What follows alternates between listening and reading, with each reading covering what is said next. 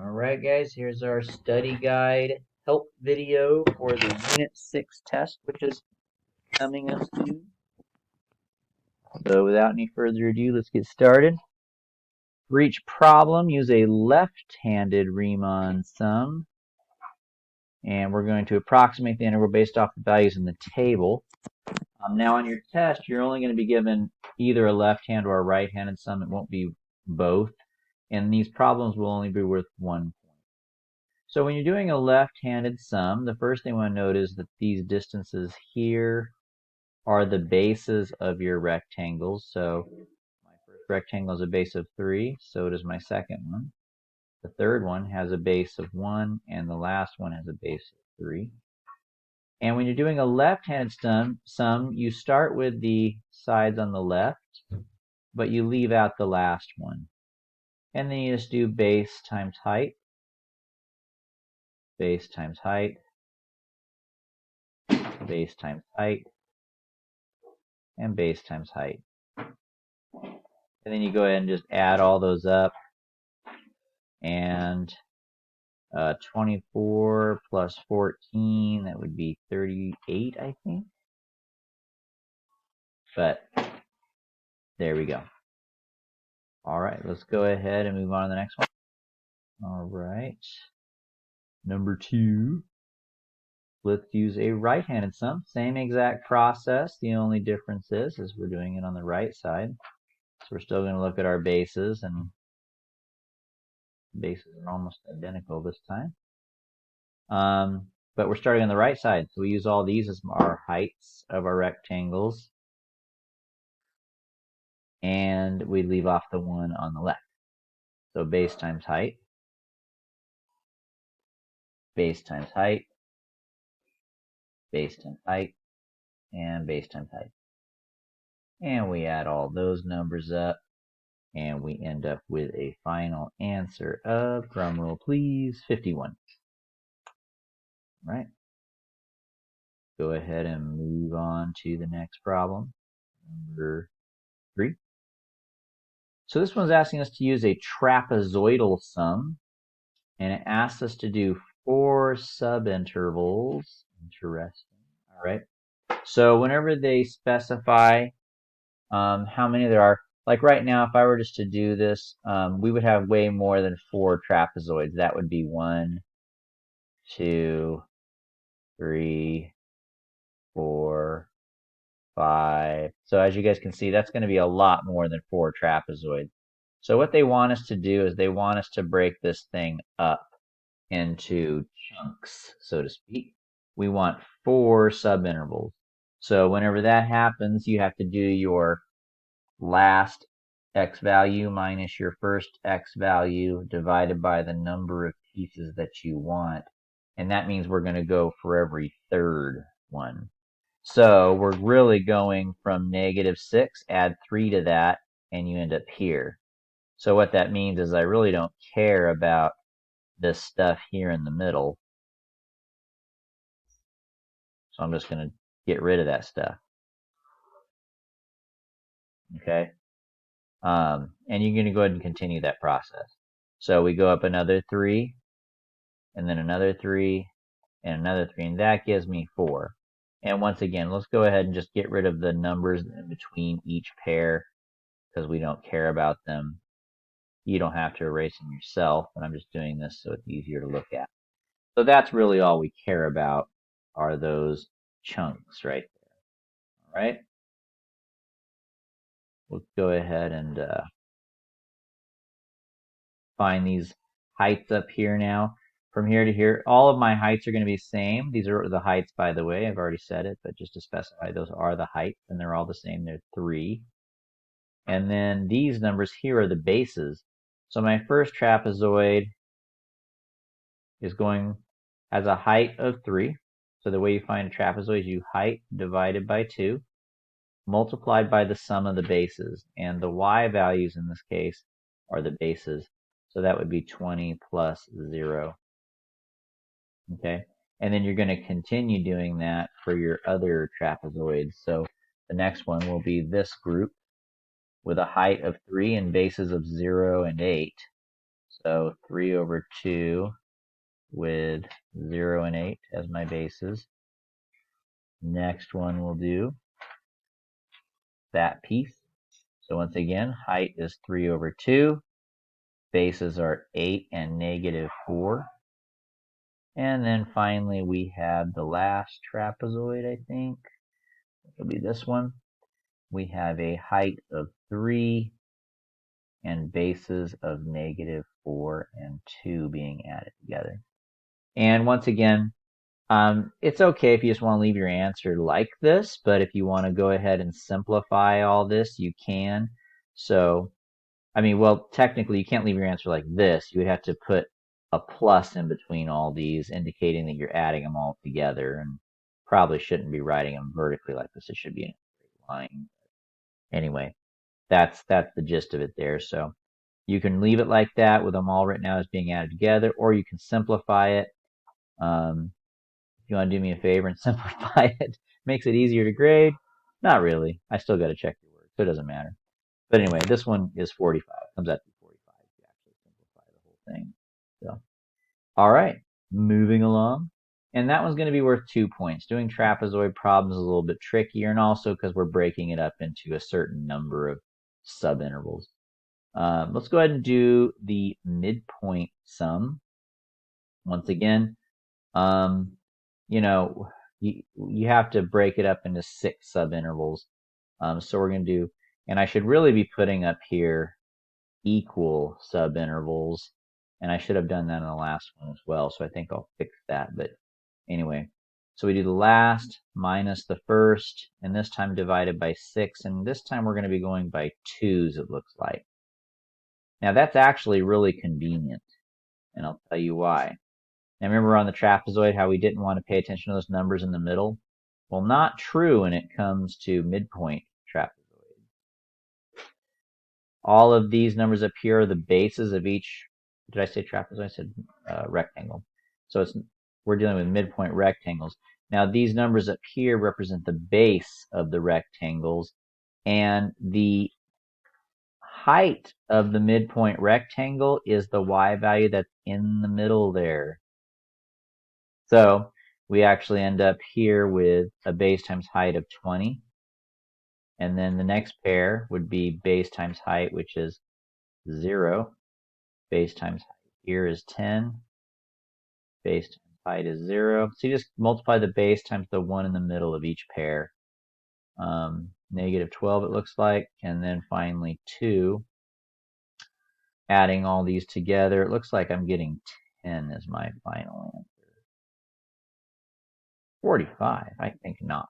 I think that answer is wrong. I'll need to fix that. So we have 30, 32. I'm sorry. Oh, I forgot the 10, didn't I? So I think the answer is 20, actually. Let me fix that. 20 plus 10 is 30. Plus 2 is 32. Minus 12 is 20. So it's not 10, it's 20. But still, this answer is wrong here, so I'm going to fix that. And those ones are also worth 2 points. Now, the table, you'll notice when we did this one, since we were going by 2's, it already had the middle number in there.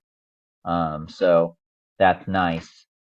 And it's kind of necessary if you're given a table problem. Now, if you're ever given an equation problem, you have to create your own table. You'll probably also have to create your own middle numbers. And we've seen some problems like that as well. But for now, this will be good enough. Let's move on to the next one here. Let's see. Which sum would give the least accurate estimation of a definite integral? The least accurate. Well, we talked about how midpoint sums and trapezoid sums are both better than left-handed sums. So we know that those are not going to give us the least accurate. Those will give us a better estimation than a left-handed sum will. Now we have two choices. I've got a left-handed sum with 20 subintervals and a left-handed sum with 10 subintervals. So another thing that we observed is that the more rectangles you have, the better. So since we're having two left-handed rectangles here, the one that has more rectangles will be a better estimate. So the one that will give us the least accurate measurement would be a left-handed sum with only 10 subintervals. So trapezoids and midpoints are always better than left or right-handed sums. And furthermore, more rectangles is better than less. In those cases, you'll get better estimates of the actual area under the curve. All right, go ahead and move on to property question. So we're going to have quite a few questions like this, I guess, on the study guide. I don't remember how many I put in here, but I do know that I'm only going to give you 3 of like these on the test, and it's going to be 1 point. So we talked about some various properties in lesson 6.3, I think it was. So you might want to get out your notes from 6.3 and look at those properties as I refer to them here. So for this particular problem, I want to find what is the integral from 0 to 10. Well, I know that from 0 to 7 is -5, and I know from 7 to 10 is 8. This one I'm not going to use at all because that's a g function. We want to look at that only. So you do have to pay close attention to what letters you're using. So I have one function that goes from 0 to 7 and one that goes from 7 to 10, but I don't have anything that goes from 0 to 10, or do I? It turns out because of property 5, going from 0 to 10 is the same thing as going from 0 to 7, and adding that to 7 to 10. Because the starting point matches that starting point, and the ending point matches that ending point, and these two integrals are connecting at a common place, which means that really they're just one big integral being split up into 2 pieces. And now that means then that the integral from 0 to 10 is going to be equal to this one plus this one. And since this one here is equal to -5, and this one here is equal to 8, then my final answer must be 3. So that's property 5. You don't have to tell me what property you used on the test, but I'm just doing it for your sake. I'm just taking notes and watching this. All right. Now, before we even begin this, you'll notice that the limits are backwards. We've got the bigger number on the bottom and the smaller one on the top. So the very first thing I want to do is I want to apply property 2 and reverse those, which I'm allowed to do so long as I put a negative in front. Okay? So that's property 2. The next thing I'm going to do is I'm going to split this integral up, put it in brackets here, like this.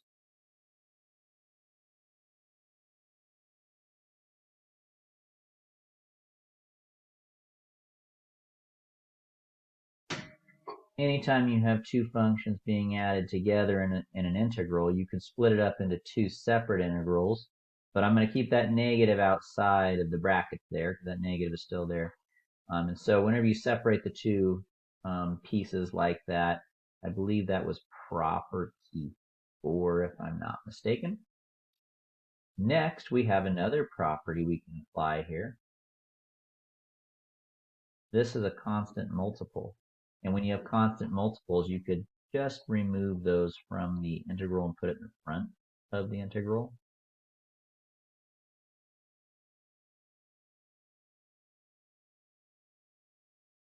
And now we're ready to start substituting things.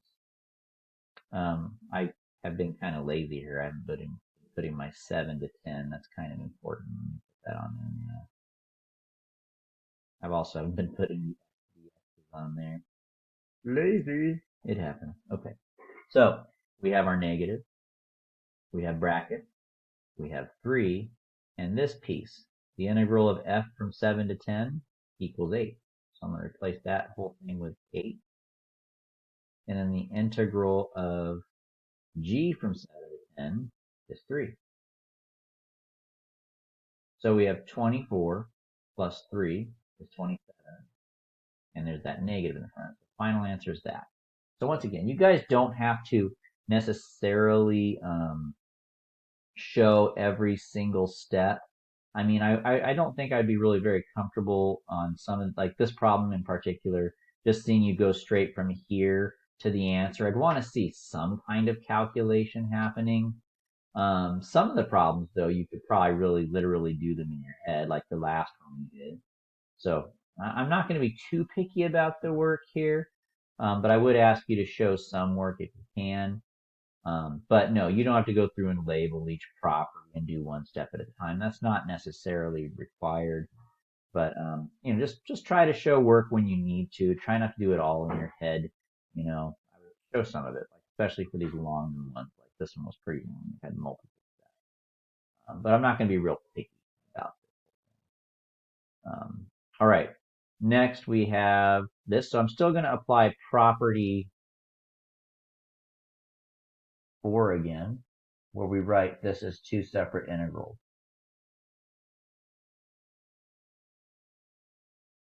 Now this piece right here, we know the answer to that is 8. But this piece right here, we can apply property 6 to that.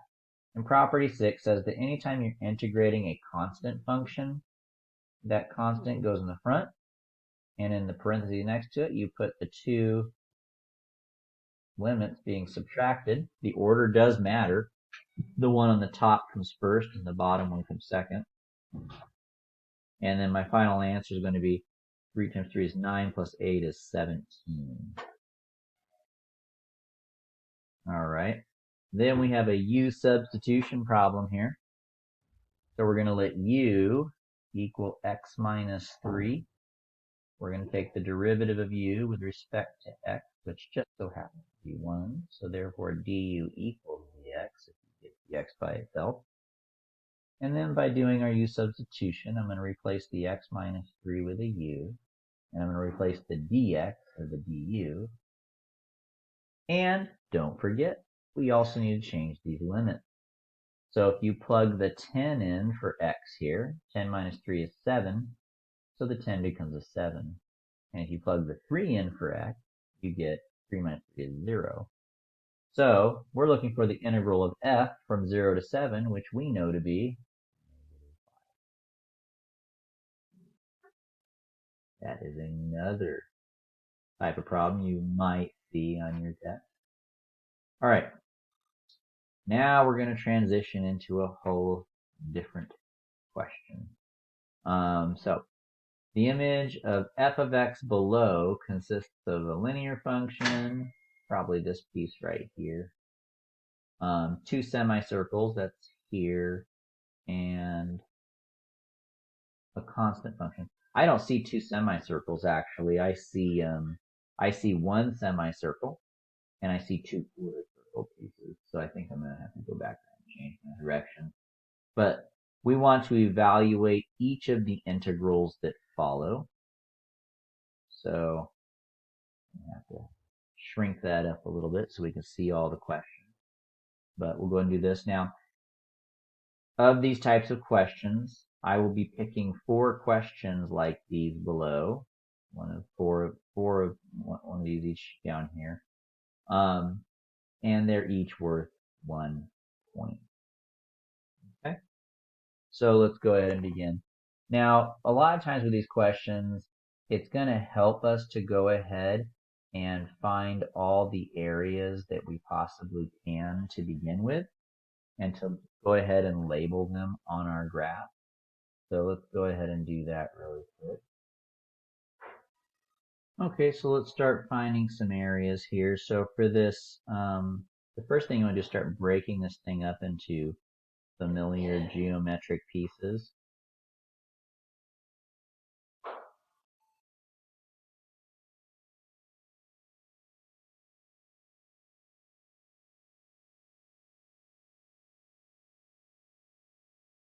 All right, so we see here that this little rectangle is 2, and since it's under the x-axis, it's going to be -2. The semicircle down here has a radius of 1. So the way you find the area of a circle is pi r squared, but it's a semicircle, which means it's half of a circle, so it's actually just going to be pi over 2. Draw an arrow because we don't really have room to squish that in there. Same thing here, this triangle. The area of a triangle is base times height, so 1 times 1 is 1, cut in half, so it's 1/2. And since it's also under the x-axis, that will also be negative. This one here is actually the same, but it's just above the x-axis. So that one will be a positive 1/2. We have another rectangle of 2. Here we've got a quarter circle that has a radius of 2. So once again, you do pi r squared. But this time, since it's a quarter circle, we divide by 4. And that leaves me with an area of pi. This one is 2 also. That's another rectangle 2. This is a ramp, and we talked about how to find the area of the ramps. You do the area of a ramp is equal to the area of a square of the same length minus the quarter circle of the same radius. So in this case, my ramp has a base and height of 2. So my rectangle has a base and height of 2, and so does my semicircle or quarter circle has radiuses of 2. So the area of my ramp is going to be equal to 4 minus the area of a quarter circle with a radius of 2, which is actually the same thing as I had here. So that's just going to come out to be pi also. So this ramp here is 4 minus pi for its area. And then the last rectangle has an area of 4. All right. Now we're ready to go ahead and start answering all the questions that they're going to ask us here. So if I'm going from -4 to 0, that would be all of this area here. Triangle. So that's what they're asking about on part A, going from x equals -4 to x equals 0. And that's going to be all these little areas added together. So the negative pi over 2, the -2, the -1/2, and the +1/2. So the answer to part A is going to be -pi over 2 minus 2 minus 1/2 plus 1/2. And you don't have to simplify this if you want. Part B. Now we want to do the area from +2 to +4. So that's right here at +2. That's +2. We want to go up to +4. So that includes the rectangle there, but it also includes this ramp right above it. So it's going to be 4 minus pi plus 2.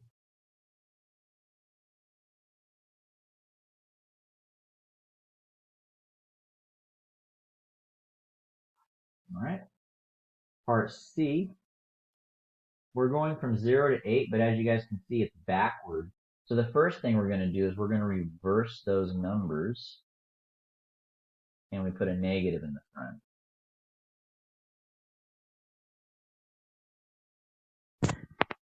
Next, we're going to go ahead and find the area from 0 to 8. So 0 starts right over here, and then 8 is here. So we're basically finding all of this area here, all from 0 all the way over to 8. And we can find that just by adding all those pieces together. So that's going to be 2 plus pi plus 4 minus pi. Running out of space here. And then the 2 and the 4, I'll just put those together to save space, plus 6 there. This one's actually pretty easy to simplify though. Pi's cancel. And 2 and 4 make 6, and 6 and 6 is 12 with a negative in the front, and -12 would be the final answer on part C. Alright, let's go ahead and move on to part D. So once again, you have to look for those properties where they're applicable. We get to do some more properties here on part D. On part D, we're going to do property 4, where we're going to apply the integral separately to the f of x and also to the 2.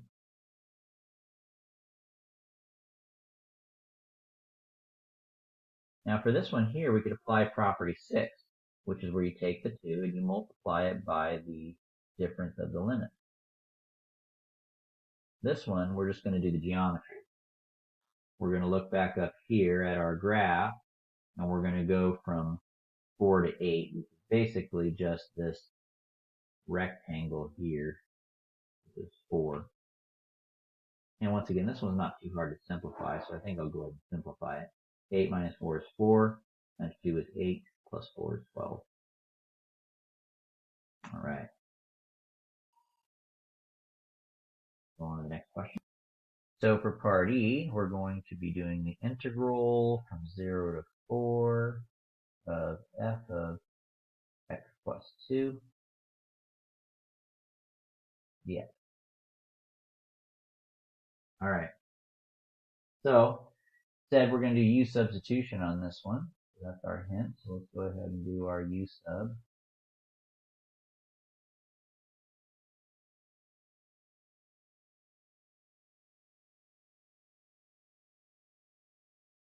Don't forget you have to change your limit, right? I'm going to plug 4 in here. That becomes 6.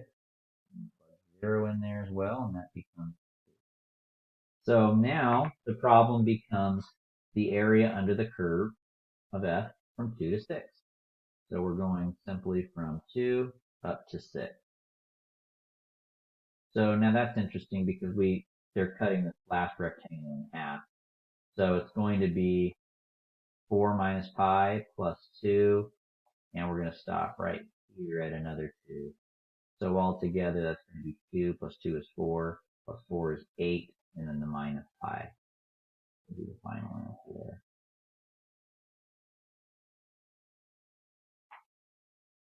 All right, now F is something we didn't really talk about in class, so I'm not going to require it on the test. I might throw it on there like maybe an extra credit question or something. Actually, not that hard, but it's just something to talk about. It's kind of like a ball coming at you from left field there.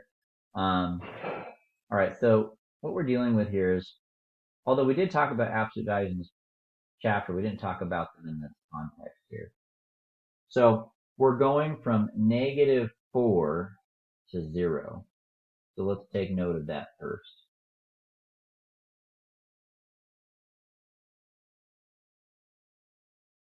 But what is it that absolute values do?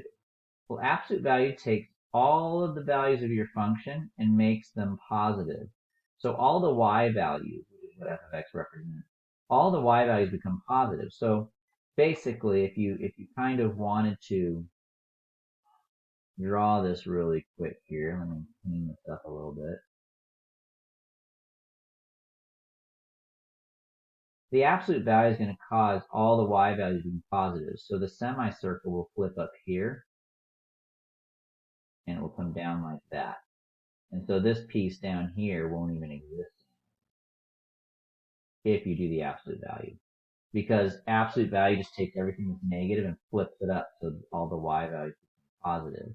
And so basically if you do that, all the areas that we have would also become positive. There would no longer be negative. So basically when you have the absolute value, when you're finding the integral of an absolute value function, basically all you do the same thing. You just add all these numbers together. But the only difference is that when you do, the negative numbers don't exist. You just stick strictly to positive. So it's going to be positive pi over 2, positive 2, positive half, and then this one's already positive, so we leave it as positive. Okay, so that's all absolute value does. Not a big deal, but once again, I'm not going to make that a required question, just because we didn't include that in our lesson that we went over already.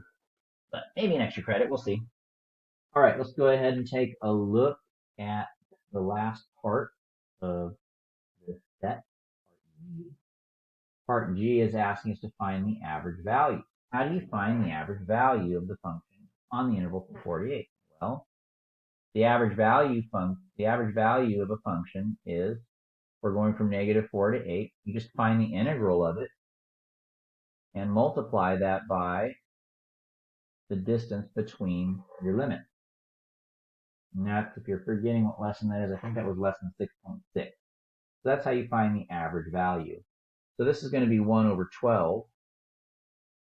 And then this part is just area. So we're going from -4 all the way up to 8. So basically that's just adding all of these pieces together, right? And if you're going from -4 to 8, then you're going here, coming all the way over to get to 8. So just the whole thing. But we do have that 1/12 in the front, right? So we have 1/12 multiplied by -pi/2 minus 2 minus half plus half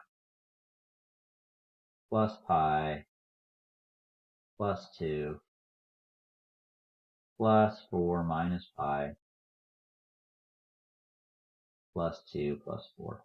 So it's just basically together. And once again, you don't have to actually simplify this, write it out. Definitely good enough. All right, so that takes care of number 10. All right, so number 11, evaluate this integral. We have no way to integrate this using our standard integration strategies, but the way we learned about it in this particular instance, we recognize that this is not just any old equation here. This is actually the equation of a half circle. And so what you want to do is you want to recognize what your center is. The center is the x value, is the number that's being subtracted from x, but there isn't one in here. So you could think of that kind of like 0. So that would be your h value. You've got to remember, though, that that value is always the opposite sign of whatever it says, but in this case 0, the sign doesn't matter. And then whatever number is being added outside of the square root, that's your k value. In this case, that's not there either, so they're both 0. So my center is 0, 0. And then you also need your radius. My radius is the square root of this number right here, so that would be 10. And then we're ready to graph it, keeping in mind that this is the bottom half of the circle because we have a negative there. So my center is 0, 0, and my radius is 10, so I'm going to go left 10, right 10, and since it's the bottom half, down 10. And draw our little semicircle. And the last thing we need to do is pay attention to our limits. We're going from 0 to 10. So I really only want this much of that semicircle, which is actually a quarter circle now. The way that you find the area of a quarter circle is you do pi r squared divided by 4.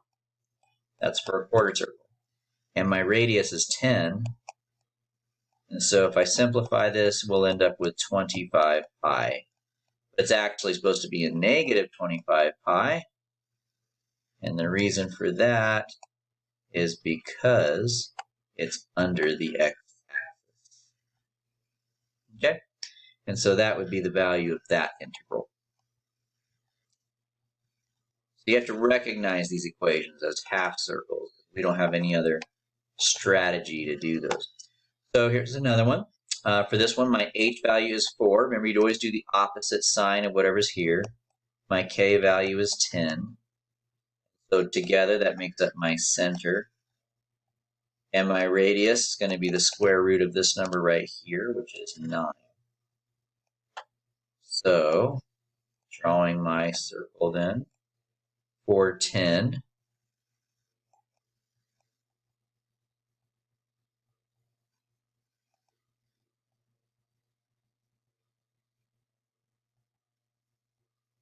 About here-ish. And then my radius is 9, so I'm going to go right 9.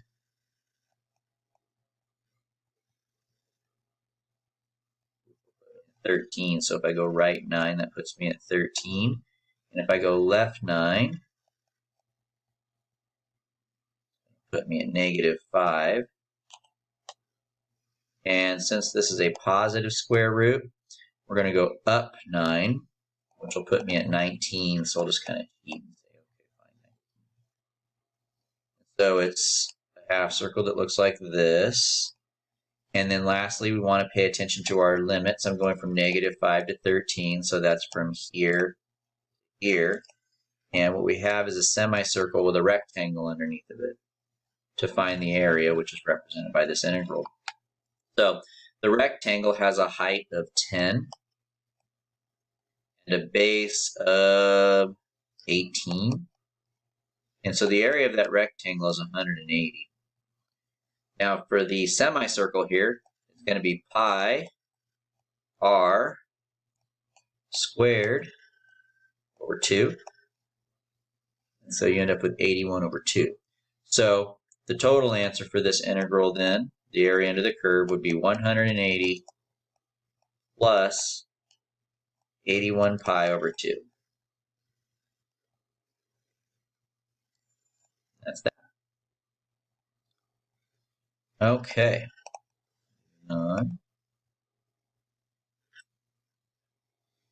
Evaluate each definite integral. There will be one question like number 13, 14, or 15. So in other words, you're going to have a question like this, or like this, but you'll only have one of them. You won't have all three of these on your test. And that question's only going to be worth 1 point, right? So let us begin. I think we're going to need a little bit more writing space for this one, so shrink it up a tad. All right, so what's important here is that you know how to find the integral of a piecewise function. We're going from -7 to 3. So we're going to start at -7, but we have to stop at -3 because this function gets broken up into two pieces. So on the interval from -7 to -3, we have our first piece, which is this.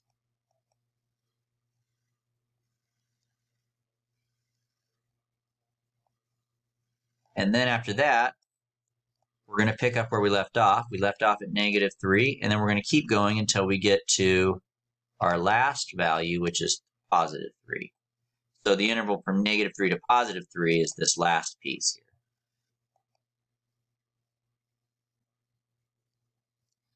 All right. So this piece is pretty easy to do. We have a property for that. According to the property, we take the number that's inside and we multiply it by top minus bottom. Save ourselves a little bit of time here by applying property 6, and that gives me -18. This one, on the other hand, is going to take some work. We have to do the fundamental theorem of calculus with it. So step 1 is to integrate the function. So I would have x squared over 4. That negative stays in the front. When you integrate this, you're going to add 1 to the power, so it becomes 2, and then you divide it by 2. Since there's already a 2 in the denominator of this term here, when you put another 2 down there, it becomes 4 because you multiply those together. And then minus, since that's just a constant there, we can just put an x next to it. Yeah.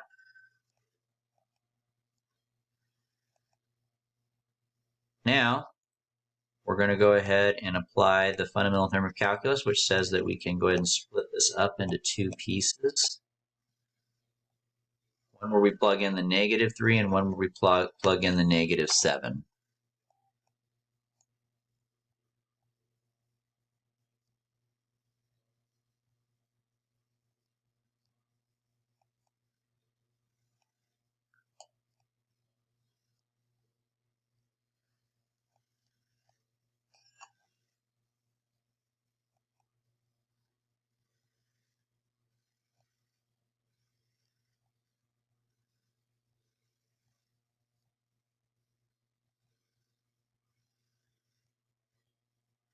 And then from there, we're going to simplify it. So we end up with -9 over 4 plus 27 over 2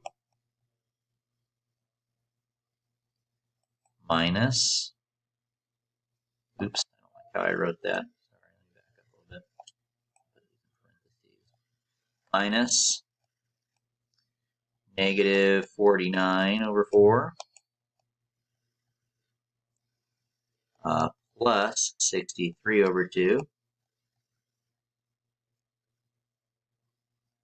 And then we're going to go ahead and distribute this negative. And after you distributed that negative, you can go ahead and get rid of all the parentheses and brackets and everything.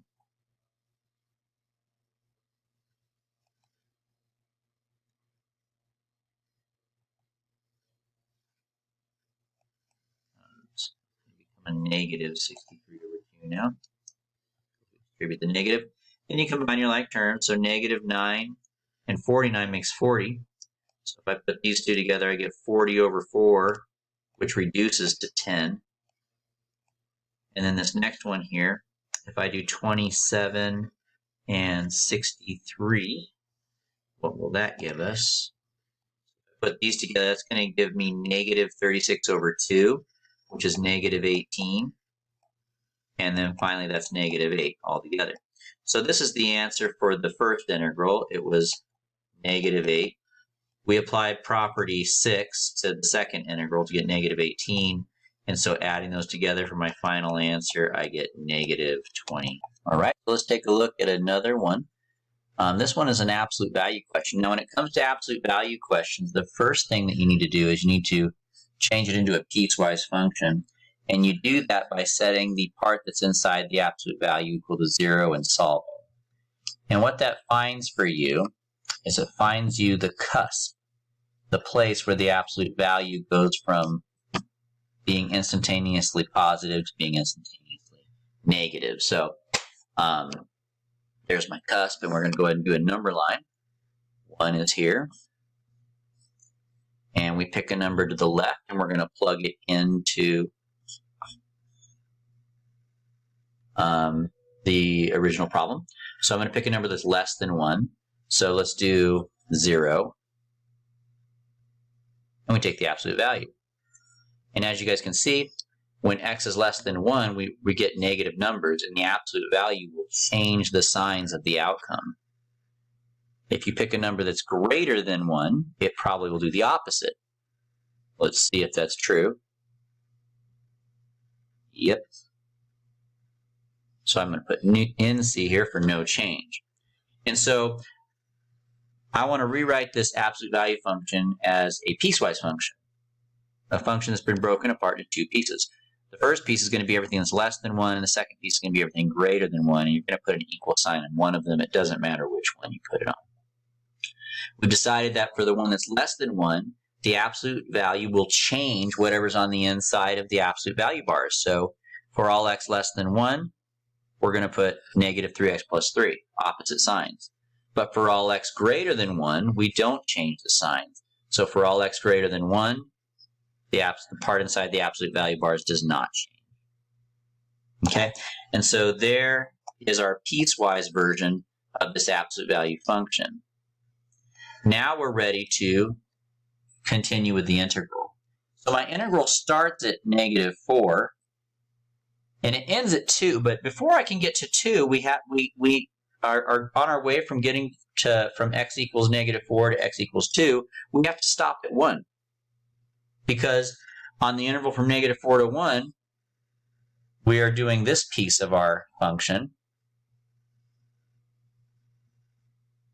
And then we're going to pick up where we left off. We've left off at 1, and we're going to keep going until we get to the last part, which is 2.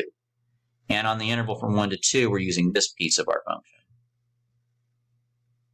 So when you're integrating a piecewise function, you have to integrate it according to the pieces.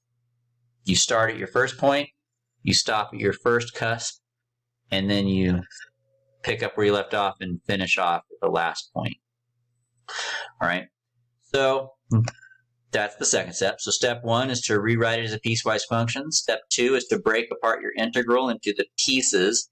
Step 3 is to go ahead and just do the integration. So I'm going to go ahead and begin the integration process here. That's going to give me negative 3x squared over 2 plus 3x. And this one will be the same thing, just opposite signs.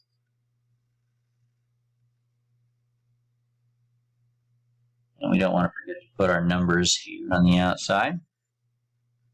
All right. And then from there, we're going to go ahead and calculate it.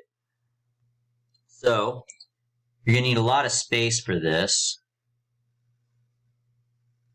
First of all, I would start by making two separate sets of brackets. The first bracket's going to be for this one, and the second one's going to be for this one. And as you can see, they're connected by a plus. So I made two really big brackets. Now for each bracket, you're going to put two sets of parentheses in there with a minus in between them. This is just getting us ready for that fundamental theorem of calculus, where we plug the numbers in and subtract the outcomes. So I'm going to plug in 1. Now, this is going to take me a minute here, so I'm going to pause my recording, and then when I unpause it, you'll see. All right, so there's everything that's been plugged in according to the fundamental theorem of calculus. Next thing that we're going to do is we're going to simplify inside the parentheses. So you do your exponents first, then your multiplication. So you're going to have negative 3/2 plus 3 for the first set of parentheses. For the second one, we're going to have 16 times 3 is 48, divided by 2 is negative 24 minus 12.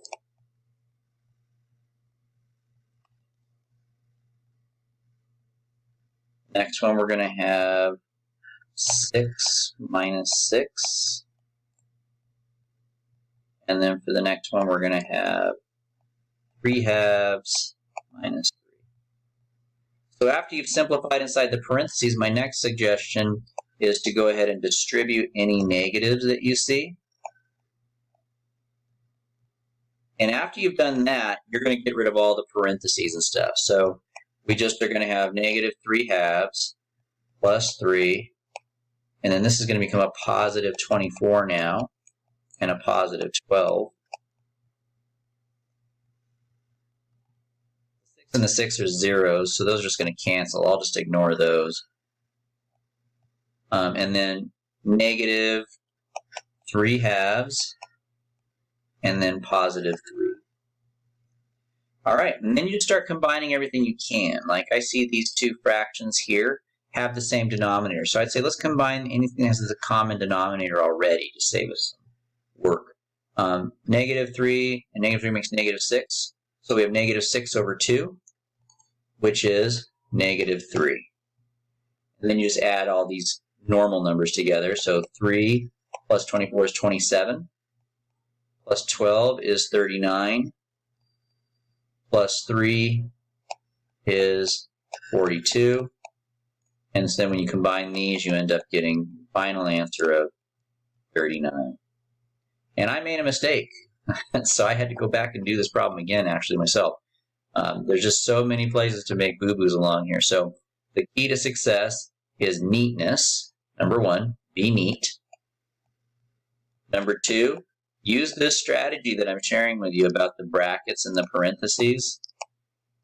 It's a nice way to organize your work and get everything set up. And then finally, follow the order of operations that I gave you here. Parentheses first, distribution second, combine last. Easy.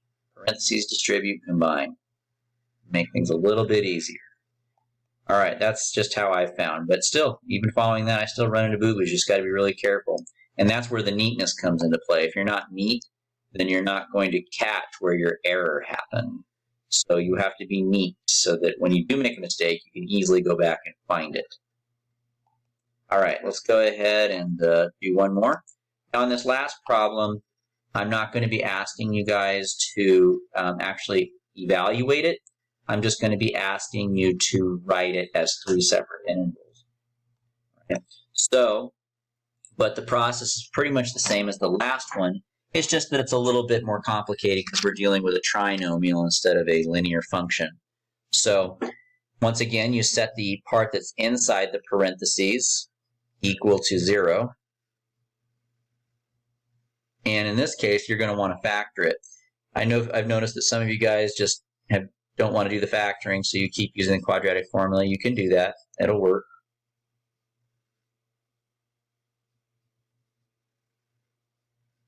but I think factoring is pretty useful in a lot of different situations. I would definitely encourage you guys to master that at some time soon. Very useful. So I end up with two cusps. So that's one of the difference about working with trinomials, is that you have the potential to end up with more than one cusp. So we have a -3 and we have a -2, and that means we have 3 intervals. My first interval is anything less than -3. My next interval is in between -3 and -2, and my last interval is greater than -2. And we're just going to be plugging in a test number from each interval. So, for instance, tell you what, I'm going to cheat a little bit here. You guys can do it too, but you got to be careful with it. But what you do is we're going to pick a number greater than 2. Now, a number that's greater than -2 is 0. 0 is a wonderful number to plug in. So I'm going to plug in 0. 0 is fun to plug in because it just makes everything go away. You really don't got any calculations to do. So as you can see, we have an absolute value of 6. And the absolute value bars are not going to change the sign of that number. So on the interval from x is greater than -2, the absolute value function does not change the signs. And what that means then is that the next interval will change, and the other one after that won't change. That's usually how it goes. It kind of follows like an AB pattern. So once you know one, you know the others probably. Now, just to be safe, I would encourage you guys, if you have time, to check by plugging a number in. But I would say about 90% of the time, if not more, that's how it's going to work. All right. Let's go ahead and move into making our piecewise function now. So for my piecewise function, as you can see, we're going to have 3 pieces. We're going to have the first piece be for all x less than -3. And for all x less than -3, there's no change to the number inside of the brackets. My next piece is from -3 to -2. And for that piece, we do change the signs of the numbers that are inside the brackets. And then finally, my last piece is for all x greater than -2, and that piece does not change. There's my piecewise function. And now we're ready to just set up the integrals. We're not going to actually we're not going to find the value of the integral. All we're going to do, according to the directions, is just to rewrite it as the sum of 3 separate integrals. So this integral here can be rewritten as an integral that starts at -5, and it keeps going until it gets to our first cusp. And on that interval from -5 to -3, we're on this piece, so we're going to put this piece here. Plus, and then we move on to the next integral. So we start where we left off at -3, and we move on to our next cusp, which is -2. And on the interval from -3 to -2, we're using this piece.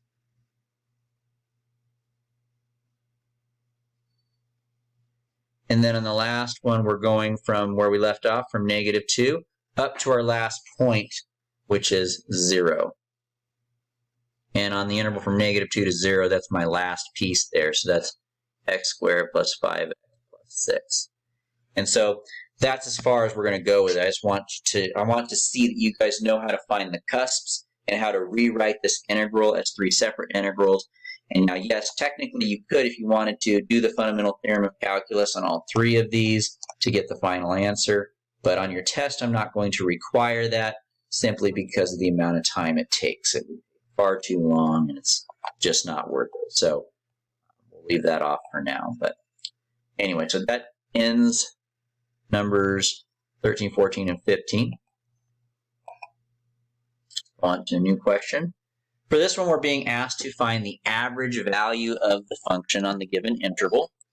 You can use your calculator on any problems on this test to check your answer, because I did show you how to do that in the lessons. However, on every problem on this test, you do need to show your work, because on the AP exam. Some questions allow you to use calculators and some don't, and I want you guys to know how to do it both ways. So use the calculator to check your work, but make sure you know how to do it by hand. So the average value of a function can be calculated using this formula.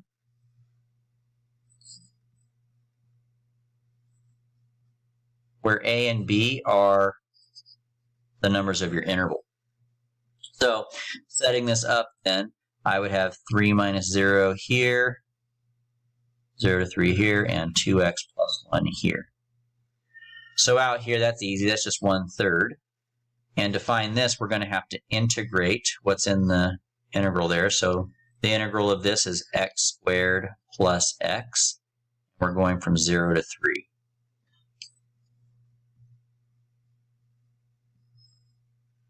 There's my setup again, right? Brackets with parentheses being subtracted. And we're going to plug in our 3 first. And then we're going to plug in our 0. Now the 0 just goes away. 3 squared plus 3 is 12. And 12 times 1/3 is 4. So the average value would be 4.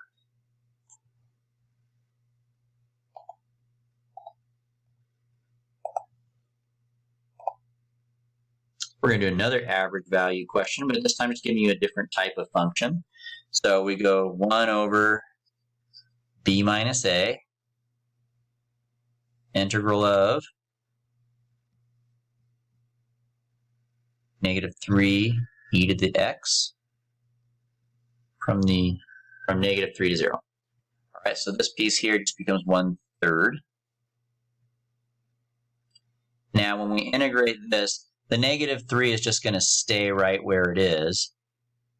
And as a matter of fact, before I do it that way, we could handle it a little bit differently too.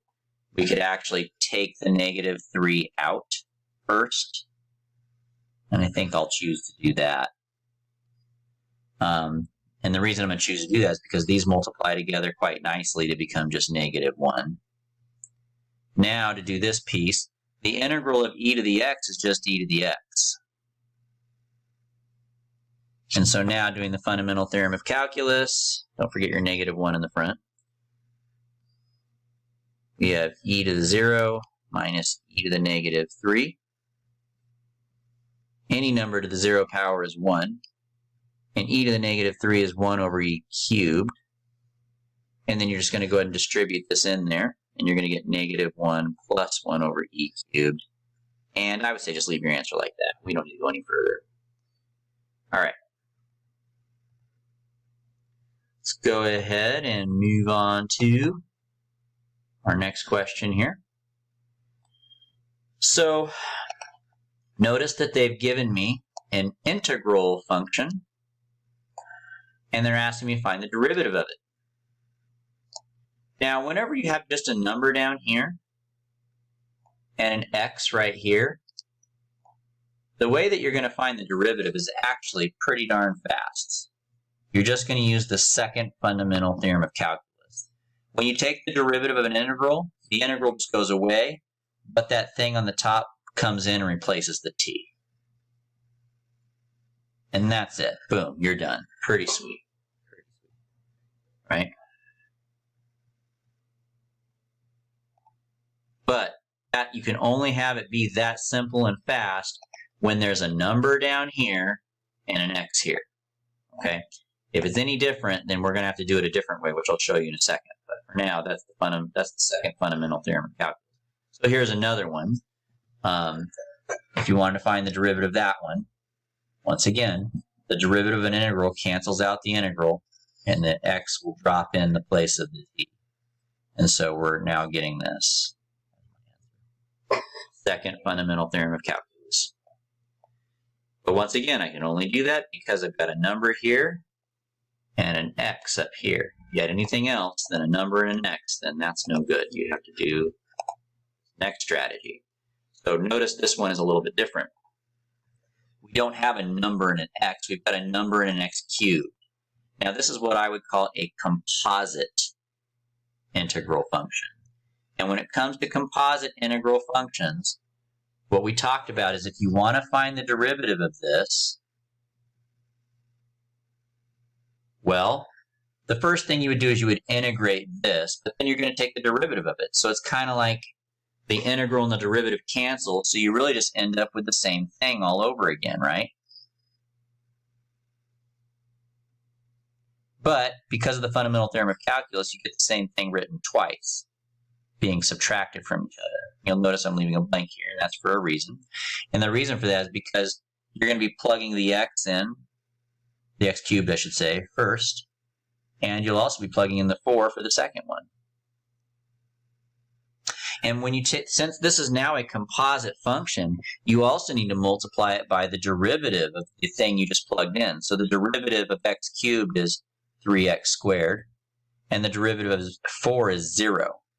Now, anytime you have a 0, that piece just goes away.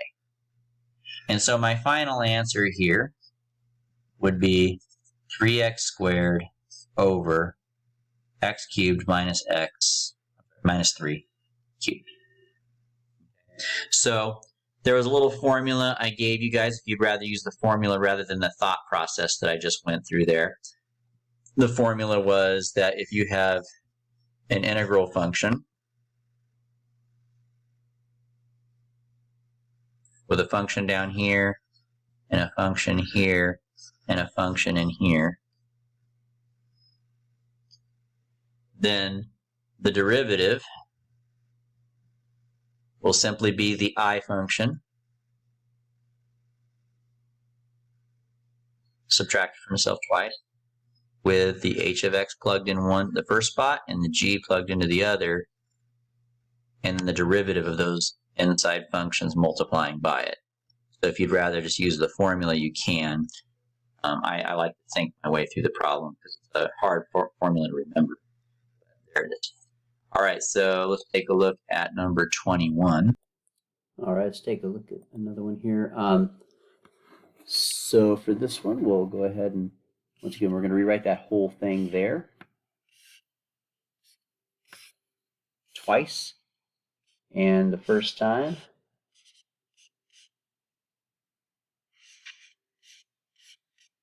and a second time.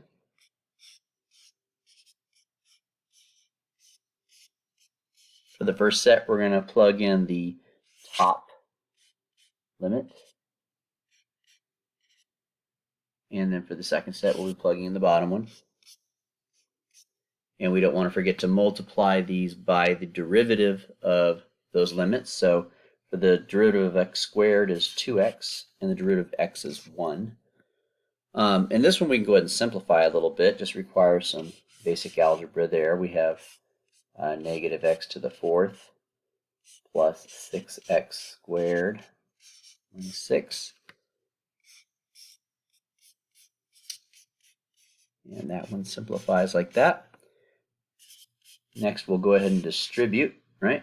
So that's going to end up being negative 2x to the 5th plus 12x to the 3rd minus 12x. And then distributing the negative 1 here, we get plus x squared minus 6x and plus 6. And then we can combine all of our like terms together. There's nothing to combine the negative 2x to the 5th with, or the 12x to the 3rd, or the x squared. But these two can go together to make negative 18x, and then finally we have the 6 on the end there. So there's our final answer for that one.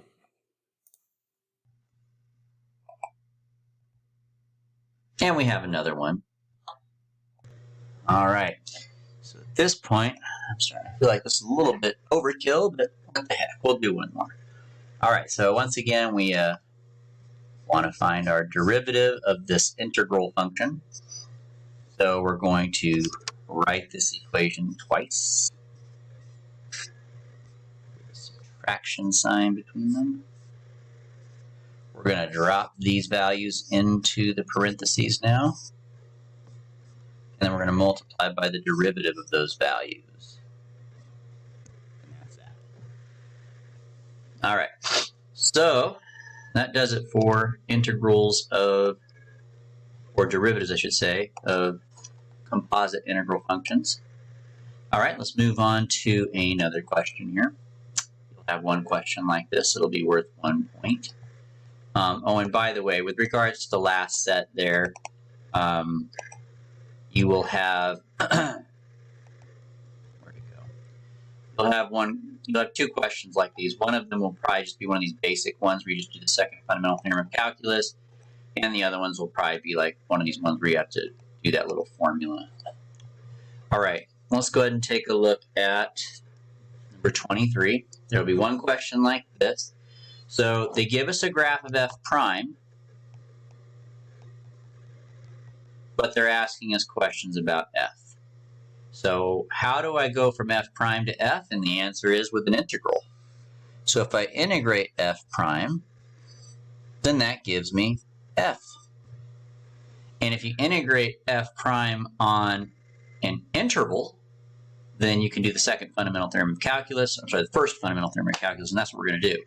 So they give me the x value of 2, so I'm going to call that my starting point, but we want the x value 5. Now, when you do this, make sure you put the bigger one on top and the smaller one on bottom. You don't have to, because we can use property 2 to fix it later if you don't, but if you just set it up right at the beginning, you won't have to do property 2. Okay, so then by the first fundamental theorem of calculus, the integral of f prime from 2 to 5 is equal to f of 5 minus f of 2. That's the FTC, the fundamental theorem of calculus. Now, this, though, we can find this by doing the area under the curve from 2 to 5. And so what we want to do is we want to find the area under the curve from starting here at 2, going all the way over here to 4. Now you can find that as an area of a trapezoid, or you can find it as the area of a rectangle and a triangle, whatever's your preference. I'm going to go with rectangle and triangle. They're both 2, it looks like. And so that's going to be a total area there of 4. So the integral of f prime from 2 to 5 is 4. They give us f of 2 is 3, so I'm going to replace this with 3. And we're trying to find f of 5. And so if I just add 3 on both sides, I can find the missing value that I desire to have. And that would mean that it is 7. There you have it. That ends part 1, and we'll move on to part 2 now.